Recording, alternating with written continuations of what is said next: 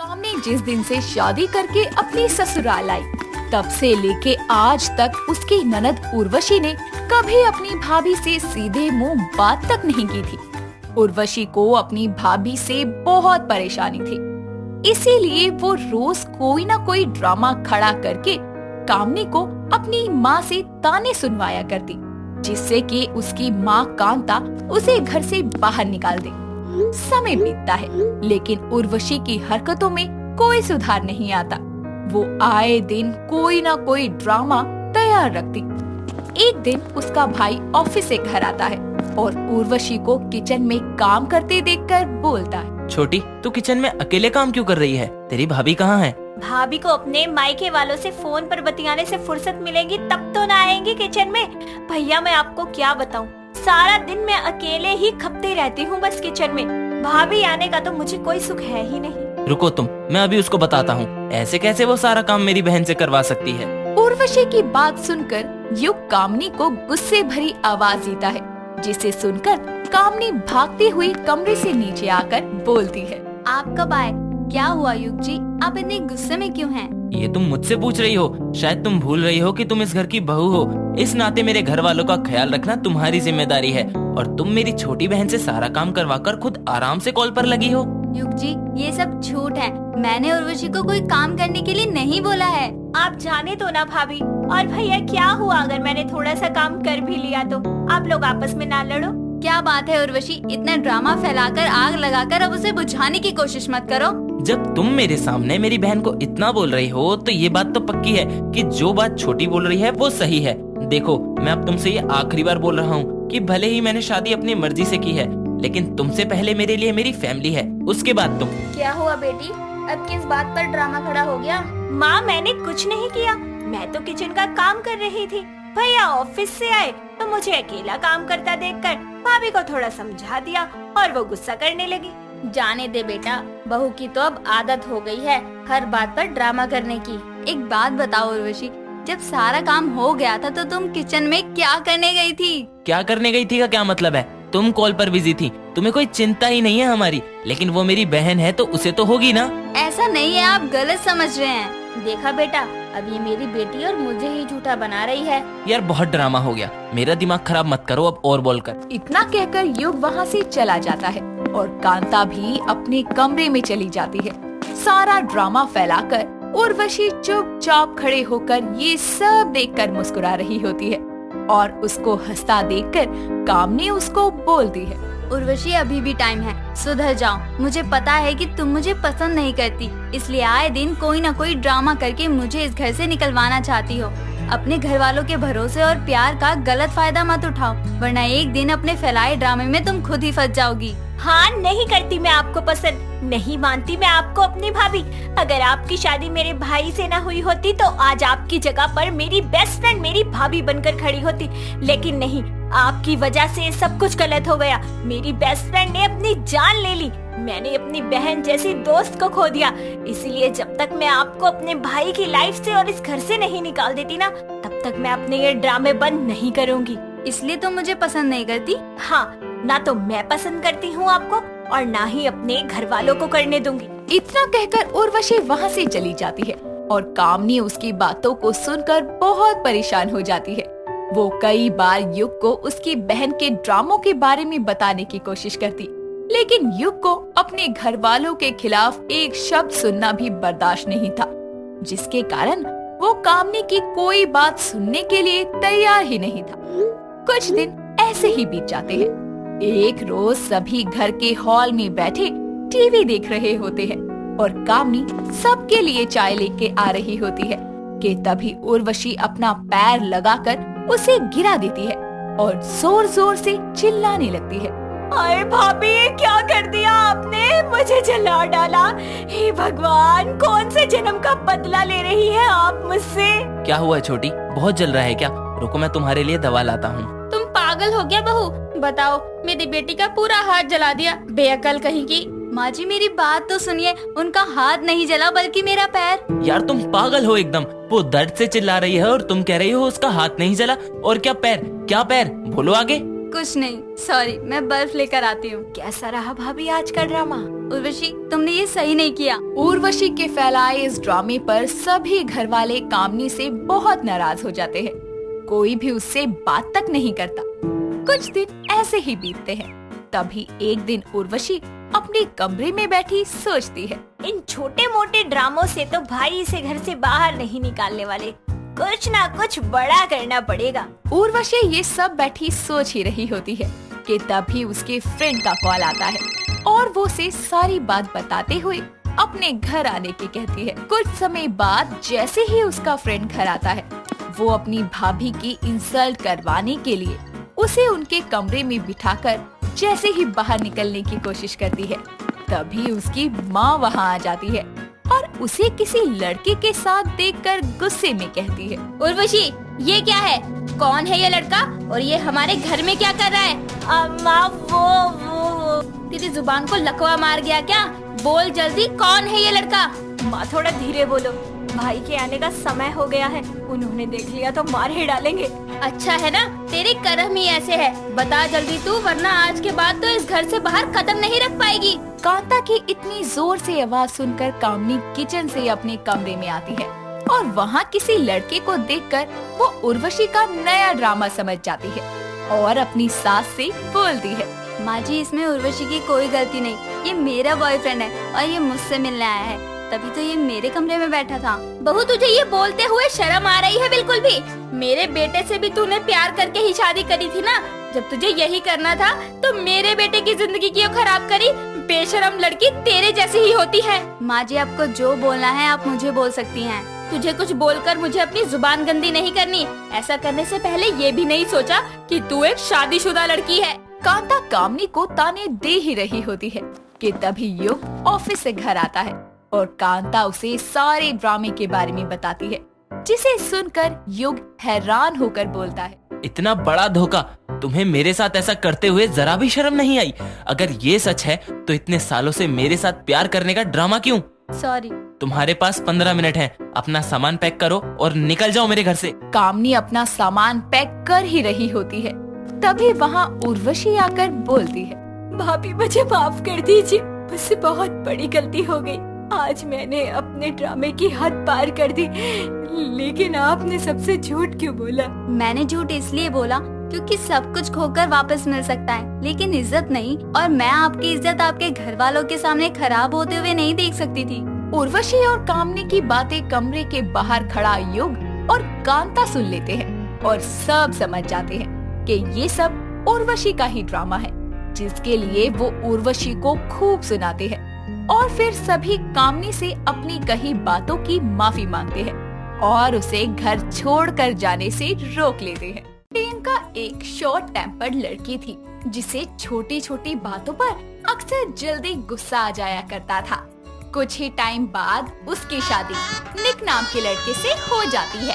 दोनों अपने कमरे में बैठे होते हैं, तभी निक उसका घूंघट हटाने आता ही है कि वो चिढ़ और गर्मी की वजह से अपना घूंघट खुद ही हटा देती है और गुस्से में बोलती है, अरे क्या है, कितनी गर्मी हो रही है। निक जी प्लीज एसी ऑन कर दीजिए। ये भारी भारी ज्वेलरी पहनकर तो मेरा दिमाग खराब हो रहा है, ऊपर से इस जूड़े में 10 पिन ठोक दी है, कैसे निकालूं? हाँ प्रियंका, मैं अभी चलाता हूँ। निक उसकी बात सुनकर एसी ऑन कर देता है और बोलता है, इसने तो अपने आप ही घूंघट हटा दिया, पर चलो कोई बात नहीं, कुछ और रोमांस कर लेता हूँ मैं। आज मेरी सुहागरात जो है। आप खड़े खड़े कर क्या रहे हैं? किसे देख रहे हैं? अरे मेरी हेल्प कर दो ना, मुझे बहुत गर्मी लग रही है और गुस्सा भी आ रहा है। अरे यार, परेशान क्यों हो रही हो? अभी एसी ठंडा कर रहा है, चिल करो। ऐसे चिल करूँ मैं? यहाँ गर्मी से बुरा हाल होता जा रहा है मेरा। अरे यार, ऐसे फेंक क्यों रही हो? थोड़ा शांत हो जाओ, अभी रूम ठंडा हो जाएगा। तुम अपनी ज्वेलरी को उतार लो ना, तब तक मैं तुम्हारी हेल्प करूं जूड़े की पिन्स खोलने में। हाँ ठीक है, कर दो आप। कितना चिल्लाती है मेरी बीवी, इसे तो बोलने में भी डर लग रहा है मुझे। कुछ कहा आपने? नहीं नहीं। ये बोलकर निक उसकी जूड़ा पिन्स निकालने में मदद करता है। तभी उसके सर में दर्द होता है और वो निक को कोहनी मारकर बोलती है, आउच! ठीक से करो ना, कितना दर्द हो रहा है मुझे, मेरे बाल टूट जाएंगे। दोबारा ऐसा किया ना तो फिर ना पेट में कोनिया ही मारूंगी, बोलूंगी नहीं कुछ। नहीं नहीं, पक्का अब ध्यान से करूंगा। इतना बोलकर निक आराम आराम से उसके सारे पिन्स को निकाल देता है और उसका नेकलेस भी निकाल देता है, जिसके बाद वो उसे बेड से धक्का मारकर बोलती है, आपसे मैंने कहा था कि मुझे नेकलेस उतारने के लिए आपकी हेल्प चाहिए, नहीं ना? तो फिर क्यों आए आप? सॉरी, अब आपसे बिना पूछे कुछ भी नहीं करूँगा। यार ये तो बहुत खूंखार जहरीली सी बीवी है, मुझे तो डर लग रहा है। मुझे नहीं लगता कि ये मुझे अपने पास भी भटकने देगी। एक बार पूछूं क्या, लेकिन मेरी तो पूछने में भी फट रही है। प्रियंका अपनी ज्वेलरी उतार ही रही होती है कि निक की तरफ देखती है और बोलती है, क्या है, ऐसे क्यों घूर रहे हो? कभी देखा नहीं है क्या किसी लड़की को? या बीवी बन गई हूँ तो ज्यादा खुशी हो रही है? नहीं, वो मैं कुछ कहना चाहता था। मतलब कहना चाहता हूँ।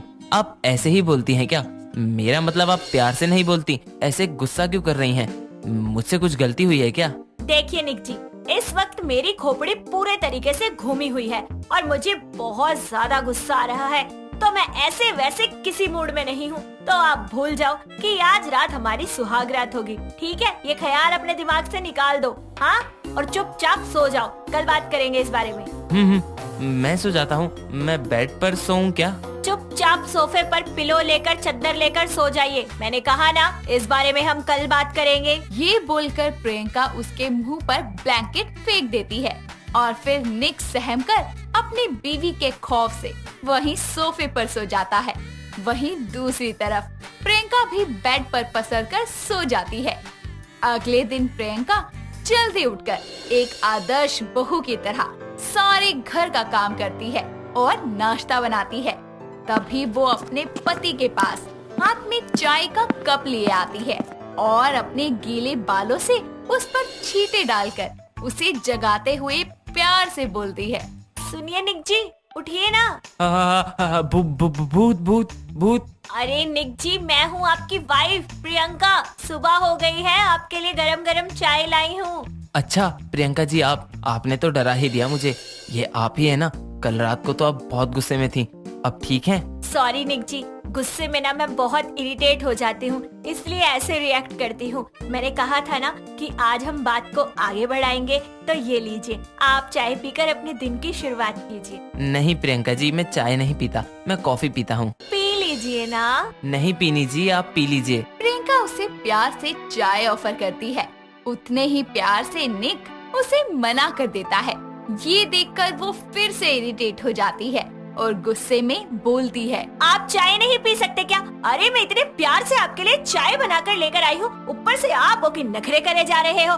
अरे लोग तरसते हैं कि उनकी नई नवेली बीवी उनके लिए चाय बना कर लाए, और मैं आपके लिए लेकर आई हूँ तो आपसे पी नहीं जा रही है। मतलब आपको मेरा प्यार दिखाई ही नहीं देता, आप चाहते ही नहीं है कि हम दोनों के बीच की बात आगे बढ़ जाए। अच्छा, पीता हूँ। निक उससे डरकर ठंडी चाय फटाफट से पी लेता है, जिसके बाद प्रियंका उसे गुड बॉय बोलकर चली जाती है और जिसके बाद वो रसोई में सब्जी काट रही होती है। तभी उसकी सास कुंती आती है और बोलती है, अरे बहू, क्या बना रही है वैसे? खैर, जो भी बना रही है कुछ अच्छा मीठा चटपटा तीखा बना लियो, मेरे से तो रहा ही नहीं जा रहा। ऐसा कर, बता ही दे। वो माँ जी, मैं... चल छोड़, कुछ अच्छा ही बना रही होगी तू, पर मेरे से ना रुका नहीं जा रहा। एक काम करना, बता ही दे क्या बना रही है। वो माँ जी... अरे बहू, बताना, मीठा चटपटा क्या बना रही है? तभी प्रियंका को बहुत तेज की गुस्सा आता है और वो इरिटेट होकर सब्जी काटने वाले चाकू से अपनी सास की तरफ इशारा करती है और बोलती है, क्या है माँ जी, क्यों मेरा दिमाग खराब कर रही है? अरे आप यहाँ आने से पहले डिसाइड नहीं कर सकती थी कि आपको क्या खाना है, क्या नहीं खाना है, और क्या खाना है तो क्यों खाना है, और जो नहीं खाना है तो वो क्यों नहीं खाना है? क्यों बोल बोल कर मेरे दिमाग का फ्यूज उड़ा रही हो? अरे कभी कहती हो आपको तीखा और चटपटा खाना है, कभी कहती हो कि आपको मीठा खाना है, और फिर मुझसे कहती हो बहू जो तेरा दिल करे वो बना ले, और जैसे ही बनाने लगती हूँ फिर आप मुझे कहती हो कि बहू रुक जा। अरे इतना बोलोगी ना तो मैं कंफ्यूज हो जाऊंगी। ये लो पकड़ो अपने बर्तन और खुद बना लो जो भी खाना है। बहू, चाकू नीचे कर। क्या डोगे की तरह बहू बहू बहू करे जा रही हैं आप? माँ जी देखिए, मैं आपसे बता रही हूँ कि मैं थोड़ा परेशान हो गई थी। ससुराल में मेरा पहला दिन है, मैं बहुत कंफ्यूज हूँ कि क्या करूँ क्या नहीं करूँ। सॉरी माँ जी, आगे से ऐसा नहीं होगा। आप बताइए क्या बनाऊँ? बहू, तेरा जो भी मन है वो बना ले, मैं कुछ भी खा लूंगी, घास भी चलेगी। क्या माँ जी, मुझे इनसे ऐसे बात नहीं करनी चाहिए थी। मेरे ऐसे बिहेवियर से ये बहुत ज्यादा डर गई हैं। माँ जी आप ऐसा कीजिए, आप कमरे में जाइए, मैं थोड़ी देर में आपके लिए कुछ लेकर आती हूँ। जैसे ही प्रियंका अपनी सास को उसके कमरे में उसे सहारे देते हुए छोड़कर लिटाती है तो वो बोलती है, माँ जी मुझसे कितना ज्यादा डर गई हैं, इतना डर गई हैं कि ठीक से कुछ बोल भी नहीं पा रही हैं। मैं अपने इस ओवरलोडेड गुस्से का क्या करूं? कल रात मैंने निक जी पर निकाल दिया और आज माँ जी पर। हे भगवान, दोनों मेरे बारे में क्या सोच रहे होंगे? प्लीज दोनों मुझे माफ कर दे बस। ये बोलकर प्रियंका अपनी सास के दोनों हाथ रब करने लगती है और सहलाती है ताकि उसकी सांस थोड़ी नॉर्मल हो जाए। बहुत देर तक प्रियंका ऐसा ही करती है और सर दबाते हुए उसे सुला देती है। तभी अपनी माँ को ढूंढते हुए दीपिका आती है और कहती है, अरे माँ कहाँ हो आप? कहीं दिख भी नहीं रही मुझे। अरे दीदी, माँ जी की तबीयत ठीक नहीं थी, उन्हें अचानक से ना बहुत कपकपी सी महसूस हो रही थी, तो मैंने उन्हें सुला दिया। आप मुझे कंबल निकाल कर दे दीजिए प्लीज। पर भाभी अचानक कैसे? रात को तो ठीक थी माँ। दीदी उन्हें ठंड लग रही होगी, वैसे भी तो मौसम बदल रहा है ना। प्रियंका की बात सुनकर दीपिका कंबल निकाल कर दे देती है और 3 घंटों बाद कुंती को होश आता है और वो अपनी बहू को देखकर डरते हुए बोलती है, बहू तू यहाँ? माँ जी मैंने आपसे बेहद ऊंची आवाज में चाकू दिखाकर बात की, उसके लिए मैं आपसे माफी मांगती हूँ, प्लीज मुझे माफ कर दीजिए। ठीक है बहू। माँ जी आप प्लीज कुछ खा लीजिए, आपने कुछ भी नहीं खाया है, मैंने आपके लिए बहुत सारी चीजें बनाई हैं। प्रियंका की बात सुनकर सब एक साथ बैठकर खाना खाते हैं और फिर उसकी तारीफ कर प्यार से पहले रसोई का उसे शगुन भी देते हैं। अगले दिन प्रियंका नहा धोकर अपने कमरे में मिरर के आगे खड़ी होती है और बोलती है, कल मेरी वजह से माँ जी और निक दोनों को इतनी प्रॉब्लम हुई, माँ जी को तो मना लिया, अब बस निक को मनाना बाकी है। ये बोलकर प्रियंका अपनी रेड लिपस्टिक निकालकर मिरर पर आई लव यू लिख देती है। तभी उसके हाथ से लिपस्टिक नीचे गिर जाती है और वो जैसे ही उसे उठाती है तो उसके बाल उसके चेहरे पर आ जाते हैं और उसी वक्त दीपिका अपनी भाभी के पास आती है और उसे देखकर डर जाती है। भाभी भूत, भाभी भूत खून से शीशे पर लिखा है। दीपिका की आवाज सुनकर प्रियंका ऐसे ही मुड़ती है और बोलती है, हाँ दीपिका दी। ये सुनकर दीपिका भाग जाती है और अपनी माँ के पीछे छिप जाती है। प्रियंका अपने बाल सही करके इन दोनों के पास आती है और बोलती है, क्या हुआ दी, आप डर क्यों गई? कमरे के अंदर क्यों नहीं आई? माँ भाभी भूत है, खून से लिख रही थी कुछ शीशे पर। ये क्या बोल रही है दीदी आप? माँ जी ऐसा कुछ भी नहीं है, मैं बिल्कुल ठीक हूँ और वो मिरर के ऊपर खून से नहीं, मैंने लिपस्टिक से लिखा था इनके लिए। दीपिका तुझे कोई गलतफहमी हो रही होगी बेटा, तू जो सोच रही है तेरा वहम है। नहीं माँ। ऐसे ही शाम के समय सब बैठकर खाना खा रहे होते हैं। तभी प्रियंका के फोन पर कंपनी वालों का कॉल आता है जो उससे बार बार उसकी स्कीम लेने को बोलता है।